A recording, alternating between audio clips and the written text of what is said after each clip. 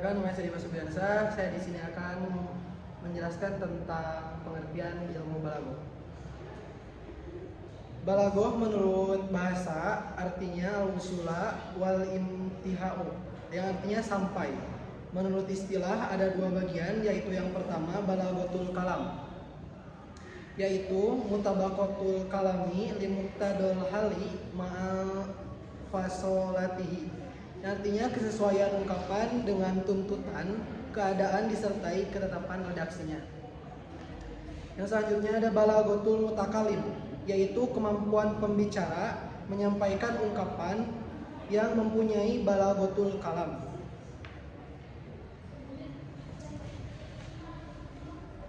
Perkenalkan, nama saya Dari Devi. Di sini saya akan menjelaskan tentang ilmu balaghah. Ilmu balaghah yaitu husnul fahmi wal ifhami, yaitu memahami dengan baik dan memahamkan dengan baik.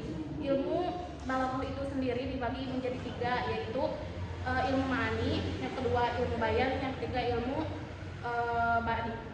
Ilmu ma'ani yaitu ma'ani tarkibi, artinya memahami tujuan-tujuan dari susunan redaksi. Ma'ani tarkibi terbagi menjadi 4, yakni al-khabru wal insanu, yang kedua al-qasru, yang ketiga al-izazu wal itnabun, yang keempat yaitu al-qasru wal wuslu dan sebagainya. Yang kedua adalah ilmu bayani, yaitu bayani dilalah atau menjelaskan makna sebuah lafaz yang terdiri dari at-tasbihu, al-mazuzu dan al-kinayatu.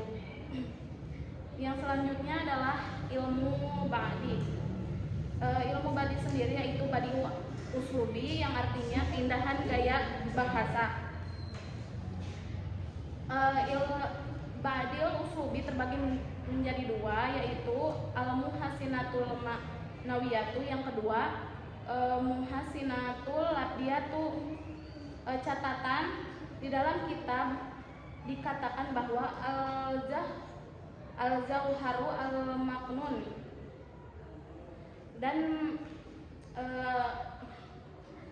wal za'alul balaghatul kalami tibaqatu limuqtadal maqami, yang artinya adalah dan mereka menjadikan kebalaghahan sebuah ungkapan, yakni sesuainya ungkapan dengan tuntunan situasi, serasi antara redaksi dan situasi.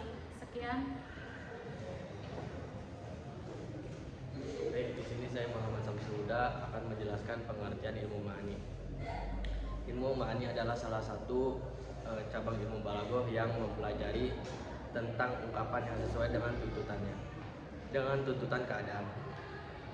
Di sini ada pembahasan ilmu ma'ani. Di antara pembahasan ilmu ma'ani adalah ada khobar, insa, dan qasar. Ada fasol dan wasol, ada itnab, ijaz, dan musawat. Adapun perinciannya sebagai berikut. Khobar dan insa. Khobar adalah kalimat berita atau kalimat yang isinya adalah informasi. Contoh, ayahmu sakit, abuka maridun. Insya Allah adalah kalimat bukan berita atau kalimat yang isinya bukan berita. Insa terbagi dua, yaitu ada insa tolabi dan insa ghairu tolabi. Insa ghairu tolabi adalah insa yang isinya adalah tuntutan seperti amar kalimat perintah, nida panggilan, tamani angan-angan. Insya Allah ghairu tolabi adalah insa yang isinya bukan tuntutan seperti ta'jub, ungkapan yang berisi kegaguman.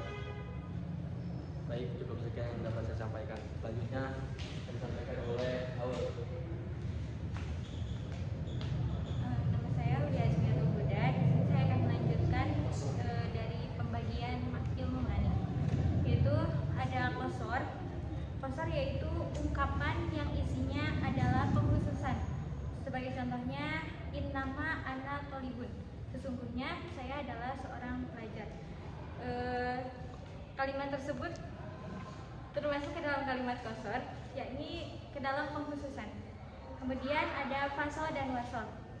Fasal yaitu kondisi di mana ada dua kalimat yang tidak disambungkan dengan wawu ataf, yaitu wawu yang bermakna dan. Contohnya ana zaidun. Kalimat ana, kata ana dan kata zaidun tidak disambung oleh huruf ataf wawu. Kemudian wasol. Wasol kondisi di mana ada dua kalimat yang disambung dengan wawu ataf. Contohnya ana zaidun wa anta khalidun. Kalimat ana zaidun dan kalimat anta khalidun disambung dengan wawu ataf.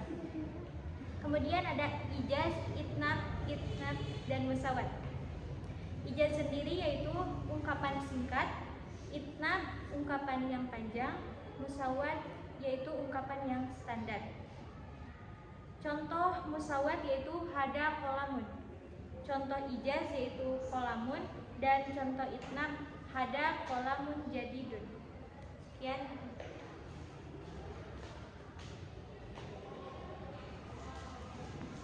Jadi, kenapa nama saya Rizkawati? Di sini saya akan melanjutkan menjelaskan pembagian dari ilmu balaghah. Yang kedua adalah ilmu bayan. Di mana bayan itu adalah penjelasan. Ilmu bayan tarifnya adalah ilmu yurafu bihi iradul mana al-wahidi bituruki mukhtalifati fi wujuhi dilalati alaihi. Yang artinya satu ilmu yang menyampaikan satu makna dengan cara yang beragam dalam penjelasan makna. Bahasannya ada tiga. Yang pertama yaitu tasybih, yang kedua ada majaz, dan yang ketiga adalah kinayah. Tasybih adalah penyerupa. Contohnya seperti Zaidun ka asadin fi syaja'ah. Nah, ka di sana itu sebagai penyerupa. Zaidun, Zaid ka asadin seperti singa fi syaja'ati di dalam keberaniannya. Jadi Zaid itu bukanlah singa, tapi keberaniannya itu diibaratkan seperti singa. Nah, yang kedua yaitu majaz. Apa yang disebut dengan majaz? Majaz adalah lafaz yang bermakna kiasan dan tidak mungkin dipahami makna aslinya. Jadi makna kiasan contohnya seperti yaktubu asadun risalatan. Yang ketiga adalah kinayah. Kinayah adalah lafaz yang bermakna kiasan namun bisa dipahami makna aslinya. Contoh seperti al-mustami'una yukariruna an-nadro ila sa'atihim, yang artinya para pendengar berulang-ulang melihat ke jam mereka. Nah, itu bisa dipahami mana. Sekian yang dapat saya sampaikan. Yang terakhir yaitu ilmu bade'. Apa sih yang dimaksud dengan ilmu bade'? Ilmu bade' yaitu ilmu yurafu bihi wujuhu nahsinil kalami atau bikin wa mutafirun halid. Yang artinya adalah suatu ilmu yang bisa diketahui dengan segi memperindah ungkapan yang sesuai dengan tuntunan dan keadaan.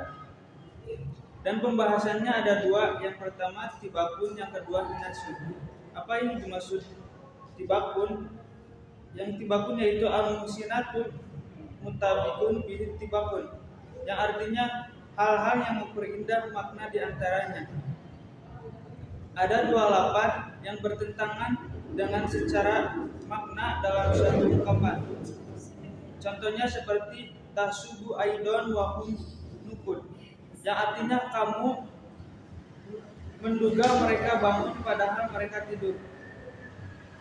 Yang kedua yaitu hinasun, al-musinatul lafidatul fiha hinasun, yaitu hal-hal yang memperindah lafaz. Hinasun ada dua lafaz yang sama di dalam pengungkapannya, tapi berbeda dalam maknanya. Seperti lafaz Yahya yang artinya nama seseorang yang bernama Yahya, yang kedua Yahya yang artinya hidup. Sekian, terima kasih dari kelompok kami. Assalamualaikum warahmatullahi wabarakatuh.